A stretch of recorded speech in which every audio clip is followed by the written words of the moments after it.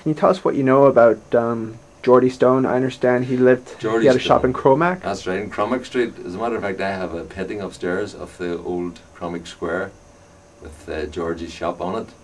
Now, when we were kids, as I say, back in those days, it was hard to get frames. I mean, things were hard to get, and I remember one of my mates, we're still great friends, he got us a George Stone frame from another cyclist, and we walked about 3 miles to his house to get it. We came home proudly with a frame over his shoulders. It was just meant so much to get a racing frame in those days. And Geordie Stone, he was an Englishman who used to build a lot of wheels for rally and things like that. He used to build them at home on a contract. And I don't know how he came to Ireland. Maybe he got married to an Irish woman or something. But then he opened a bicycle shop in Cromack Square, and he was also a frame builder. So he was really famous for building frames, repairing bikes, and all the rest of it. Please continue. Well, I remember when we were kids, my friend of mine, Liam Tumblety, and myself, we used to go around the different bicycle shops peering in the windows, because it was like Oliver Twist days. You know, there was nothing, nobody had anything in those days.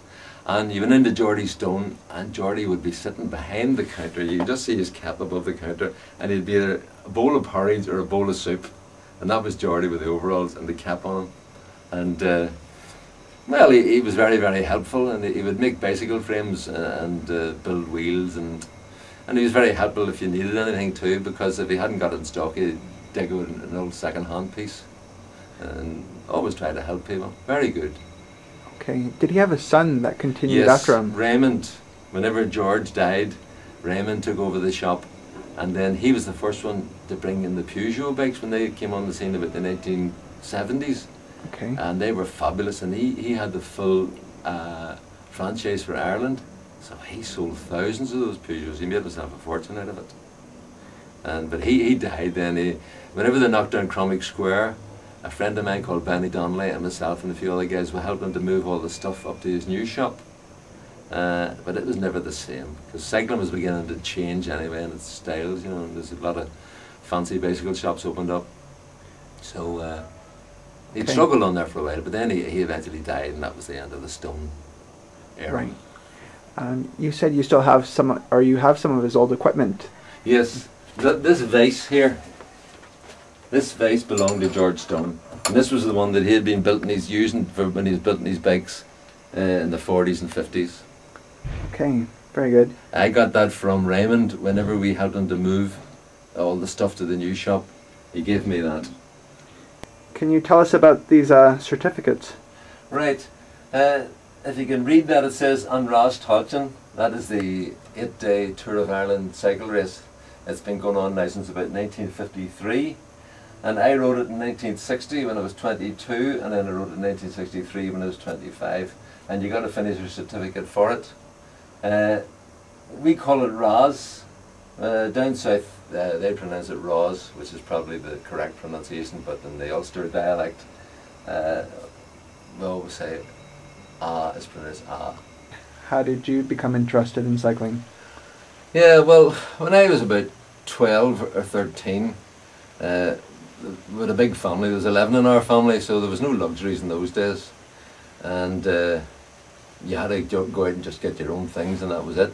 So I swapped my guider, which is what we call a soapbox cart, for a bicycle frame, and a lady up the street had old wheels laying in the yard, and so I just built my own bike. And a couple of other kids did the same, so we just played about the streets, and then we started doing little cycle runs up to Glengormley and up to the country and so on, and that's just how it started. And I think maybe the fact that I did it myself gave me the more interest, kept at it then. And the kids that started with me, Liam Tumblety, Harry MacDonald and so on, they're all still keen cyclists, and we're all still the best of friends. Very good. So that got us interested in cycling, and obviously we saw cyclists about the roads, racing cyclists, so we decided we wanted to do that as well. And then we heard about St Gabriel's Cycling Club in Ardoyne, which was just right next to our district. So we joined St Gabriel's and then got involved in time. And Billy Smith, who's the timekeeper now of all the league races, Billy was at the time, or the St Gabriel's at the time, and Billy and I are still great friends. He was here yesterday, as a matter of fact. And that was it. We got involved in racing, and I've been at it ever since. Still do club races and so on.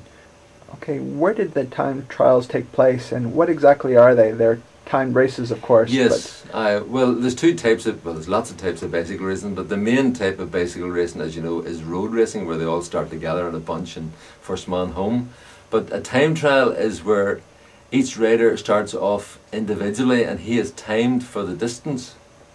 They start off at minute intervals, and the rider, of course, with the shortest time for that distance is the winner.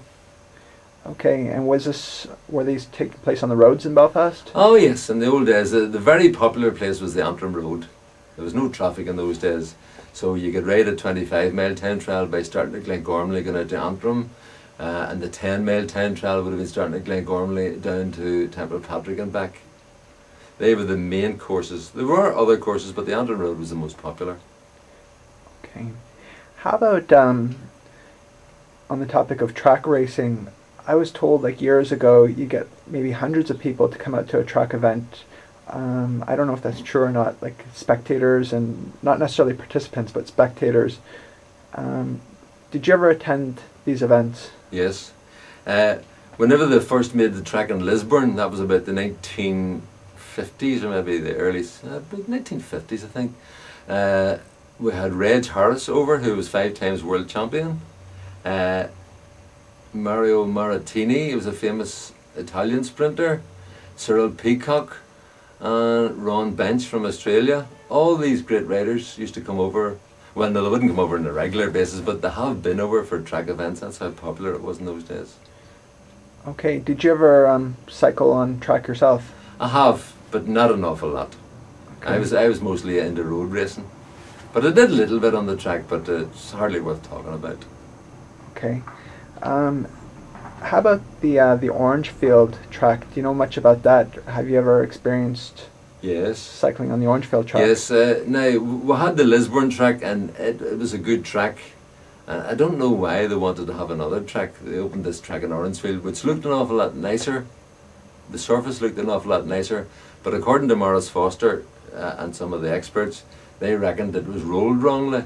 They reckoned that it should have been rolled this way by the rollers, but they reckon the rollers did it this way, which meant it's up and down, and it's a lot bumpier. Okay. And then the Lisburn track went into disrepair. People weren't using it and so on, and now it just doesn't exist, which is a pity because it was a smashing track. Okay. Orangefield looks nice and so on, and we're glad to have it, I suppose, but I think Lisburn track was a better one. And apparently you're saying on Tuesday nights people still meet on Tuesday nights? Yes, the track has been, it went into decline for a while, but it's been revived again, and a fellow called Brian Nugent is the track organiser, and it's getting very popular now. As a matter of fact, it's getting popular all over Ireland, because we've had the Irish road champion suddenly became interested in tracks and turned out to be a great track rider, and he finished in the finals of the World Championship this year in Mallorca, in Palma. Okay. David O'Loughlin is his name. Alright, when you talk about championships, do you mean like Olympics?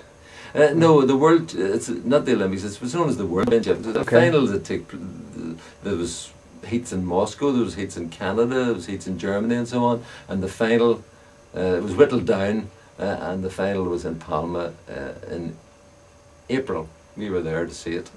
And David O'Loughlin, Irish fella, who only started the track in recent times, reached the final, so there should be a great future for him in track racing. Okay. There's a film about Graham Obry. I'm sure you've heard of Graham Obry. He's like a bike builder and racer himself. Yes. And have you ever met him? Yes, I've met Graham Obry. He's raced here a few times. He came over to ride the time trials here in Newtownards. He's a good friend of Bobby McGreehan, and Bobby is one of the top organisers in the Bangor region. And Bobby organised this. He had Chris Boardman over at the same time as well. So that was a great coup for Bobby, getting those two guys riding the same race. Boardman won it by half a minute or something. The time trials, were they on a track or were they...? No, they're on the road. They're on the road from Newtownards to Kirkcudbright. Okay. That was a 25-mile circuit too, very technical. Corners and bends, hills and so on. Okay. With track racing, I understand there's several cyclists at the same time, but do they do trials as well where only one person goes, where they only have one person? Like I understand Graham Aubrey won some competition where he did 1 hour. How many laps he could do in an hour? Yes, he held the world hour record for a while, as Okay. did Chris Boardman as well. So there's lots of disciplines on the track. You have, first of all, you have the sprints, where you Right. have a series, maybe, say there's 30 or 40 riders, that would be 10 heats with 4 riders in each, and then it'd be whittled down to the final. The winners of each heat would have a go at at each other until it's whittled Okay. down to a final. I see. Then you have a 10-mile race where there are a whole crowd around together and they're all riding, and the first man home's the winner. Or it can be points. They can have sprints every few laps, and the guy who accumulates the most points will be the winner, not necessarily the guy who crosses the line at the Okay. end. I see. And then you have a thing called Devil Take the Hindmost, where the whole crowd go in and there's a sprint every lap, and the last person drops out each lap until there's only 2 guys left. And then pursuits, of course, where one guy starts at one side of the track and the other guy starts at the other side of the track, and they ride for 4,000 metres, and they're trying to catch each other. So the guy Okay. who, they don't necessarily catch each other, although that does happen, but the guy obviously who reaches his line before the other guy reaches his line at the finish, he's the winner. In other words, the guy with the fastest time for the 4,000 metres. How many bikes do you keep built? Have you kept number? Well, I was a frame builder really. Like, I would build frames for people, although some of them would ask me to build bikes as well. But I reckon I've built maybe, I suppose you could say maybe 50 to 70 perhaps. Okay. But I'm not a professional builder. I mean, to me it was just started off as a hobby or for the kids in the cycling club. But people came around and asked me to build frames because in those days frames were harder to get. Right. Are any of your frames overseas? Funny enough, there's a guy, Davy McCall, who runs Sport Active. That's the holiday training camps in Mallorca. He said he came out of the airport one time in Madrid, and there was a Rafter bike sitting there. Okay. So he didn't know who owned it. He just was sitting there with saddlebags on it. Interesting. So someone's using it as a touring bike. Yeah. Okay, So great. I don't know who owns it, but Davy McCall says there was a Rafter bike when he came out of the Okay. airport. A friend of mine said that you'll see Eddy Rafter bikes on the road sometimes, and I don't know how popular they are, but apparently there's people still using them on the roads here in Belfast. Nowadays, you see, the production line's producing frames an awful lot cheaper. Right. You know, all the carbon fibre and aluminium and so on and titanium. And racing men simply do not ride steel frames anymore. They're just a thing of the past. Apparently Giant, I was told that they have a factory the size of Belfast. Now that sounds hard to believe, but they have like a huge factory, and Giant, they are, like, all bikes are built there, specialized, and like they just have this giant factory, and they take requests from all these different companies to build the bikes, and they're all That's true. made in the same factory. That's true. Yeah. That's Okay. true. Most of those bikes, like Trek and so on, and nearly all those bikes are made in Taiwan, and the workmanship is magnificent.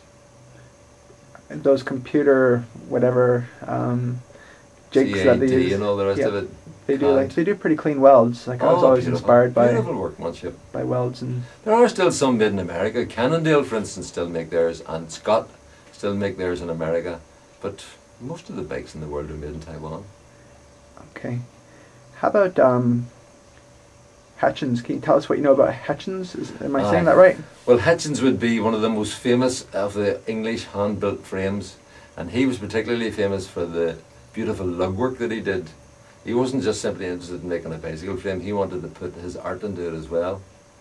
The founder was Hiram Hitchens, 1933 he started, and his frames were absolutely beautiful. And then he worked out this curly stays business.